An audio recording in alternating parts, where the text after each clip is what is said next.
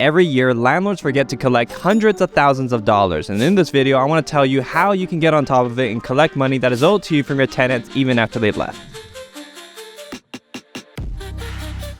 What's going on, everybody? My name is Andrew, and today I want to talk to you guys about how to go about collecting money from previous tenancies. In other words, if your tenant has left, they owed you money, what are you going to do about it? How are you going to collect that money? So the main adjustment we're going to be focusing on today is how before, if your tenant had moved out of the rental property, there wasn't really a means for landlords, at least in Ontario, to go after the tenant and collect that rent through the landlord and tenant board. You'd have to go to small claims, whereas today you can now use the L10 form, which is an application to collect money from a former tenant. So how do we go about doing this? The first I'm going to look at here is the L10 form, and I want to basically tell you how to fill it out. Make sure to pay attention to part 1. We're going to fill out the rental address, the unit that is covered by this application. Part 2, you're going to fill out the section where you say that you believe that this tenant owes you X amount of money. Part 3, we're going to fill out general information of the landlord, which you're going to fill out your name, your address, any information that you're going to have here. And then in the next section, you're going to have the former tenant's information with the current address. Now, the current address is a bit of a tricky situation. This is where you might want to hire somebody or find out somehow where this tenant is leaving, which is why in your leasing process, it's very important to have a lot of solid information, like who are their emergency contacts, references, where do they work, and these are all things that will help you find out where their address is. The next section is part 4, where there are going to be a few reasons here that you can select from. Reason 1 is just the tenant owes you some rent. Reason 2 is going to be that there are NSF charges or other charges. Reason 3 is going to be for collecting any kind of owing utilities. And then reason 4, we generally don't use it, but this is like if they cause damage to the property or any such other thing. But let's, for this example, just use reason 1, where the tenant owes you money for just rent owed, right? And in this section, you're going to make sure to fill this out where you're going to do the math. You're going to amalgamate everything that the tenant owes you. Top row, we will add a range where, let's say if they were there for several months, 8 months total, we'll have the last 2 months at the bottom 2 rows, and then the other 6 months that they owed rent for, we would have them from the range on the top row. And that will give you the total rent amount owing, and just make sure to fill this out correctly so that your math matches the math at the bottom. Part 5 is where you're essentially adding the totals, where if you had them also owing utilities and you also had them owing for damages, you're going to put all that here and amalgamate it. And then part 6 is just where you're going to be signing everything off. If you have a paralegal, they're going to fill that out further down below, but essentially this is going to be for your information. Sign it, date it, you're good to go. So now that we went through this whole form, it might seem like you're good to go. You filed with the LTB, you should be getting a hearing date, and they're going to pay you, right? Well, the problem is that in most cases, if a tenant owes you money, they're probably being a little bit evasive and maybe don't want to pay you. So maybe they don't attend the hearing, maybe they do attend the hearing, and even though if something happens, you get a verdict with them saying they want to pay you, they might not pay you. So what do? Well, you actually do need to make sure that they get served this notice of the hearing 30 days prior to that hearing date. Now, how are you going to do that? How are you going to prove that you actually gave them this notice? In our case, what we do is we actually pay somebody, a professional server or somebody who's going to go there and document the fact that they did serve them. If you win your case at the landlord and tenant board, you should be able to obtain a certificate of judgment, which we can use to now file with small claims. And you're going to take that and you're going to try to go for garnishment. Now, there's going to be a couple of ways that you can approach garnishing somebody's wages. One is to go through the employer, which if you know where they work, because where they might work might not change as easily as, let's say, if you decided that you wanted to garnish their bank accounts directly, you need to have their banking information. There's information here that you may be wondering, how am I even supposed to have this? This is where some of the things that we set up ahead of time help us later on, where because we set people up on direct debit or we have post-dated checks or something, we have account information here that we can use for this garnishment. Or if we did our reference checks correctly, we know where they're working and they gave us proof that they are properly employed where they're being employed, and we can then go order garnishment there. So when you go to small claims, there's going to be a few forms you can use here, which is forms 20A, B, C, and E, which E is going to be a little more circumstantial, but the other are going to be generally required, assuming you want to go collect from that debtor, or maybe you want to try a garnishment approach directly from the tenant. If the employer is refusing to pay, to be honest, that gets a little bit complicated, where now you have to jump through more hoops and you have to use that 20E form, but you just have to make sure to process these appropriately and see whether or not this actually makes sense to you financially. So if you need more help with your landlord-tenant situations, let me know by clicking the link below. We do have coaching consultations. Until then, I'll see you in the next one.